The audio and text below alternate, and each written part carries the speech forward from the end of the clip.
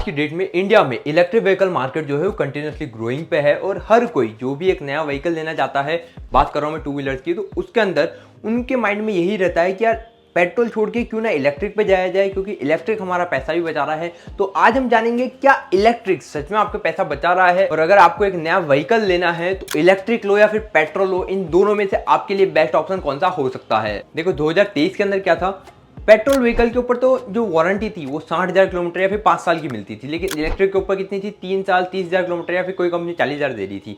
लेकिन 2024 के अंदर सबसे पहले तो बात करें अगर ओला इलेक्ट्रिक की, तो ओला ने वारंटी कितनी कर दी है, 8 साल या फिर 80,000 किलोमीटर, और बाकी जो दूसरी कंपनीज है उनकी भी अब वारंटी लगभग 5 साल 60,000 किलोमीटर की आ चुकी है। और मुझे जहां तक लगता है अगर ओला ने 8 साल 80,000 किलोमीटर किया है तो बाकी कंपनियां भी जल्दी ही वारंटी एक्सटेंड करने वाली है। मतलब बाय डिफॉल्ट जो वारंटी आने वाली है वो 5 साल 6 साल 7 साल या फिर 8 साल तक की आ सकती है। तो जो आज का कंपैरिजन है वो आपके लिए काफी ज्यादा हेल्पफुल होने वाला है। हम बात करने वाले हैं वारंटी बेसिस पे ही कि अगर कंपनी की 60,000 किलोमीटर की वारंटी है या फिर 5 साल की वारंटी है या फिर कंपनी की 8 साल 80,000 किलोमीटर की वारंटी है, तो उस बेसिस पे देखा जाए कि 60,000 किलोमीटर बाद तो क्या होता है, स्कूटर मतलब पेट्रोल स्कूटर की बात करें जैसे एक्टिवा जुपिटर, अगर 60,000 किलोमीटर आपने चला दी है तो उसकी कंडीशन बिल्कुल खत्म सी हो जाती है। अगर थोड़ी बहुत कंडीशन बचती भी है तो उसकी रीसेल वैल्यू कितनी निकल के आती है, 20,000 30,000 फिर 35,000। वहीं दूसरी तरफ अगर इलेक्ट्रिक व्हीकल की बात करें तो अगर वारंटी 60,000 किलोमीटर की है या फिर 80,000 किलोमीटर की है, अगर आप इतनी राइड कर लेते हैं तो आपके कितने पैसे बच जाते हैं और उसके बाद उसकी रीसेल वैल्यू क्या निकल के आती है, तो मुझे लगता है अप्रोक्सीमेटली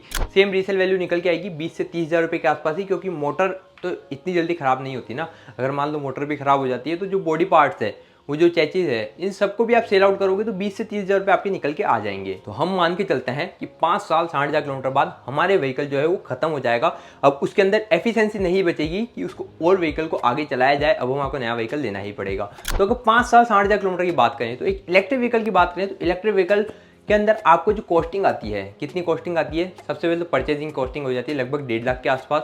वहीं सेम पावर वाला अगर आप पेट्रोल स्कूटर लेने जाते हैं, हालांकि सेम पावर नहीं मिलती है, इलेक्ट्रिक की पावर पेट्रोल स्कूटर के मुकाबले काफ़ी ज़्यादा अच्छी है। अगर आप उसको मतलब दोनों की रेस करोगे ना तो नो डाउट ड्रैग रेस के अंदर इलेक्ट्रिक ही सबसे ज़्यादा पावरफुल निकलेगा और सबसे जल्दी वो एक अच्छा पिकअप भी आपको देखने को मिलेगा। अगर बात करें यहाँ पे पेट्रोल व्हीकल की तो उसमें इतना अच्छा पावर नहीं मिलता है, आपको इश्यूज आएंगे पावर से रिलेटेड, क्योंकि 0 to 60 जाने में एक पेट्रोल व्हीकल को लगता है लगभग 10 सेकंड। एक इलेक्ट्रिक व्हीकल की बात करें तो 0 to 60 जाने में उसको लगता है लगभग 6 से 7 सेकंड। बट बात आती है एक्चुअल में तो सेविंग कितनी होती है। तो देखो अगर पेट्रोल व्हीकल की बात करें तो पेट्रोल व्हीकल के ऊपर आपके 1 किलोमीटर के लगभग 2.5 रुपए के आसपास लगते हैं। वहीं इलेक्ट्रिक व्हीकल की बात करें तो पर किलोमीटर के लगभग 25 पैसे के आसपास लगते हैं। हम एक बेसिकली बात करेंगे, हम कोई भी व्हीकल लेते हैं तो हम 30 किलोमीटर पर डे चलाने ही वाले हैं। तो अगर आप 30 किलोमीटर पर डे चला रहे हो तो पर डे का आपका इलेक्ट्रिक व्हीकल का खर्चा आता है लगभग 7.5 रुपए, वहीं पेट्रोल व्हीकल का खर्चा आता है लगभग 75 रुपए। और अगर आप इसको 60,000 किलोमीटर चलाते हो दोनों को ही, तो आपके पेट्रोल व्हीकल के ऊपर खर्च होंगे लगभग 1.5 लाख रुपए के आसपास, वहीं इलेक्ट्रिक के ऊपर खर्च होंगे लगभग 15,000 रुपए के आसपास। लेकिन अगर आप ओला इलेक्ट्रिक का कोई भी व्हीकल ले रहे हो तो 8 साल वारंटी है, तो वहां पे आपके 8 साल 80,000 किलोमीटर तक अगर हम उसको खत्म करते हैं तो वहां पे आपकी जो टोटल इलेक्ट्रिसिटी बिल आएगा वो आएगा लगभग 20,000 रुपए के आसपास। फिर बात आती है देखो इनिशियल कॉस्ट कितनी है, तो अगर एक्टिवा के बराबर की पावर वाला आप कोई भी व्हीकल देख रहे हैं तो वो लगभग सेम प्राइस में आ जाएगा, 10-12 हजार रुपए का फर्क पड़ेगा। जैसे अगर आप एथर 450S पे जाते हो तो एक्टिवा वाली पावर देखने को मिल जाती है, तो वहां पर आपको कितने 15-16 हजार रुपए एक्स्ट्रा पे करने हैं। अगर आप ओला का ओला S1 एयर ले रहे हो तो सेम पावर आपको देखने को मिल जाती है, मतलब थोड़ी सी बेटर ही मिलती है पेट्रोल के मुकाबले। तो वहां पे भी लगभग सिमिलर प्राइस है, वही 1,15,000 1,16,000 रुपए के आसपास ऑन रोड पड़ रहा है आज की डेट में। तो इनिशियल अगर लेवल की बात करें तो सिर्फ 15-16 हजार रुपए ज्यादा लग रहे हैं। तो अगर एक इलेक्ट्रिक व्हीकल को अगर हम इनिशियल वैल्यू बात करें तो 1,20,000 रुपए हम लेके चलते हैं कि 1,20,000 रुपए हमारे ऑन रोड लग रहे हैं। वहीं अगर एक पेट्रोल व्हीकल की बात करें तो अप्रोक्सीमेटली 1 लाख रुपए के आसपास लग रहे हैं। तो 20,000 रुपए हमने यहाँ पे ज्यादा पे किए हैं। लेकिन अगर हम 5 साल चला लेंगे व्हीकल को या फिर 60,000 किलोमीटर चला लेंगे तो हम 1,35,000 रुपए इलेक्ट्रिक व्हीकल में बचा रहे हैं, क्योंकि यहाँ पे सिर्फ 15,000 रुपए इलेक्ट्रिसिटी बिल आ रहा है, लेकिन पेट्रोल व्हीकल के अंदर 1.5 लाख रुपए का हमारा पेट्रोल लग रहा है। तो सीधी सीधी बात करें तो 1,10,000 1,20,000 रुपए आपके 5 साल के अंदर बचने वाले हैं एक इलेक्ट्रिक व्हीकल के ऊपर। और इलेक्ट्रिक ले रहे हैं तो एक खुशी भी है कि हम ग्रीन एनर्जी को प्रमोट कर रहे हैं और इंडिया के अंदर जो पॉल्यूशन हो रहा है उसके अंदर भी थोड़ा सा हम अपनी भूमिका निभा रहे हैं। तो एक बार मैं आपको फाइनली कॉस्टिंग बताता हूँ फ्यूल के साथ में व्हीकल की जो इनिशियल प्राइस थी वो, इन सब को मिला के आगे के 5 साल बाद आपके लिए क्या रिजल्ट निकल के आता है। तो अगर हम बात करें इलेक्ट्रिक व्हीकल की, तो हमने लगभग 15,000 रुपये का वहाँ पे इलेक्ट्रिसिटी बिल आया होगा, हमने 1,20,000 रुपये का हमने व्हीकल परचेस किया है, तो 1,35,000 रुपये टोटल कॉस्टिंग आती है। सर्विसिंग की मैं बात इसलिए नहीं कर रहा हूँ क्योंकि दोनों के अंदर ही सर्विस मेंटेनेंस जो कॉस्ट है वो अप्रॉक्सीमेटली सिमिलर ही आ जाती है। हालांकि इलेक्ट्रिक में सर्विस मेंटेनेंस कॉस्ट जो है वो वैसे तो ना के बराबर है, लेकिन फिर भी मान लो कोई पार्ट खराब हो गया तो वहाँ पे पार्ट थोड़ा सा महंगा आएगा, तो वहाँ पे वो चीज़ इक्वल हो जाती है पेट्रोल और इलेक्ट्रिक को लेके, तो वो चीज़ अपन छोड़ ही देते हैं, उसको अपन भूल जाते हैं। तो यहाँ पे टोटल खर्चा कितना हुआ एक इलेक्ट्रिक व्हीकल को परचेस करने का, 1,35,000 रुपये के आसपास पूरे 5 साल का। वहीं एक पेट्रोल व्हीकल की बात करें तो फ्यूल और व्हीकल की जो इनिशियल कॉस्ट है उसको मिला के देखें तो वो आ जाता है लगभग 2,50,000 रुपये के आसपास। तो सीधा सीधा हम 1,10,000 1,15,000 रुपये बचा रहे हैं एक इलेक्ट्रिक व्हीकल परचेस करके।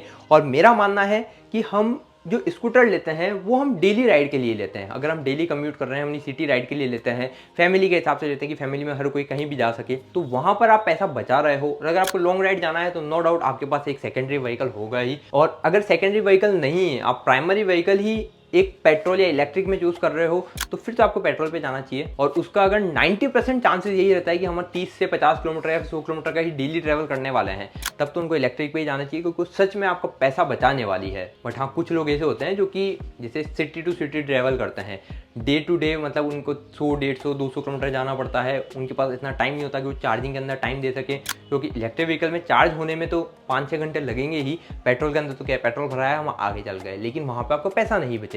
तो ये थी पूरी कैलकुलेशन इलेक्ट्रिक और पेट्रोल के लेके, जो आपको समझ में आ चुकी होगी। बाकी कुछ लोग ये भी कह रहे होंगे कि हमारे को तो हैवी वाला लेना है, मतलब 1.5 लाख 2 लाख वाला लेना है, तो 1.5 से 2 लाख वाला जो इलेक्ट्रिक स्कूटर है उसके अंदर आपको कितने अच्छे फीचर्स मिल जाते हैं, काफ़ी अच्छी पावर मिल जाती है। तो सेम पावर सेम फीचर वाला अगर आप पेट्रोल स्कूटर भी देखते हैं तो उसकी भी प्राइसिंग लगभग 1,30,000 1,35,000 के आसपास ही जाती है, तो वो वहाँ पे कंपैरिजन किया जा सकता है। लेकिन अभी के वीडियो में हम उन लोगों के लिए बात कर रहे थे आज जो कि बजट इलेक्ट्रिक या फिर बजट पेट्रोल व्हीकल की बात करते हैं। तो आज का वीडियो तो बस अपन यहीं एंड करते हैं। आई होप आपको वीडियो इन्फॉर्मेटिव लगा होगा। अगर आप चाहते हो कि प्रीमियम सेगमेंट की इलेक्ट्रिक और पेट्रोल व्हीकल को कंपैरिजन किया जाए तो मुझे कमेंट में जरूर बताना, मैं आपके लिए पूरी कोशिश करूंगा जल्दी जल्दी ऐसा वीडियो लेकर आने की। तो ये वीडियो बस यहीं एंड करते हैं। आई होप आपको वीडियो इन्फॉर्मेटिव लगा होगा। वीडियो इन्फॉर्मेटिव लगा तो वीडियो को लाइक जरूर करना, शेयर जरूर करना, चैनल पर पहली बार आया तो सब्सक्राइब करके बेल आइकन जरूर दबा देना। मिलता हूं अगली वीडियो में। Okay, bye.